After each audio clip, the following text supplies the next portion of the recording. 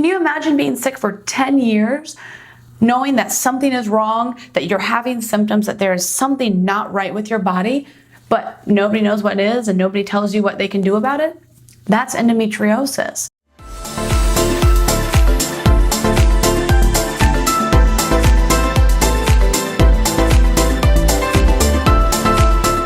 Today, we are talking about Endometriosis Awareness Month. Why should you care? Great question. 1 in 10 women is diagnosed with endometriosis. That's 176 million women worldwide affected by this disease. And I am one of those women. I have stage 4 severe endometriosis, the worst kind you can have. Let me tell you, it's a treat. And I struggle with this disease all the time, just like so many other women in this endometriosis community. That's why this month is so vitally important. Because endometriosis can only be diagnosed via surgery, x-rays and ultrasounds don't pick up the disease. Because of that surgical diagnosis, many women go undiagnosed and untreated. So the number could actually be as high as 3 or 4 women out of every 10 could have endometriosis. But they just don't know it yet because they haven't been diagnosed. You see, endometriosis is still very much a mystery to the medical community. It doesn't receive a lot of funding, it doesn't receive a lot of research. And the reason is because endometriosis doesn't kill you. You may feel like dying from the disease because the pain and the symptoms and it's so debilitating, but you won't in fact die.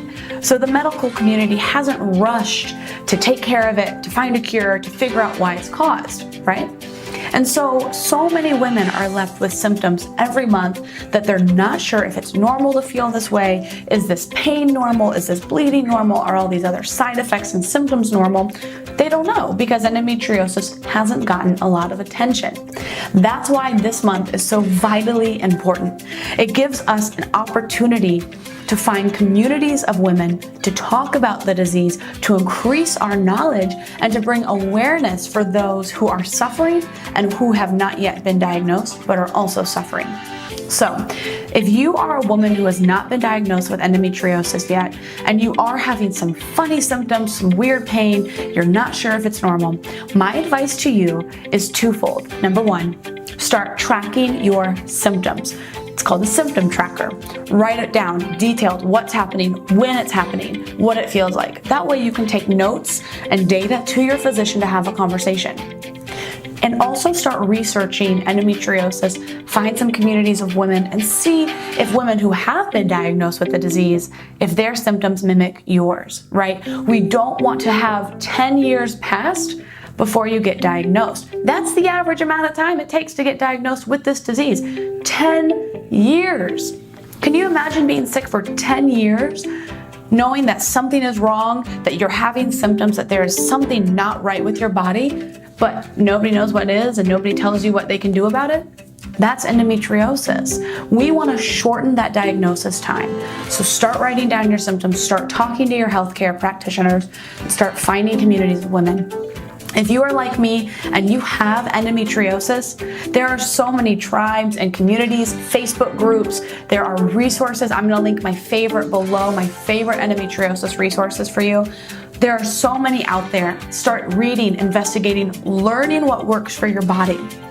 A treatment, issues, it's all different with endo, right? One woman's endometriosis is not the same as another. So you got to seek out information and knowledge so that you can get the help that you need.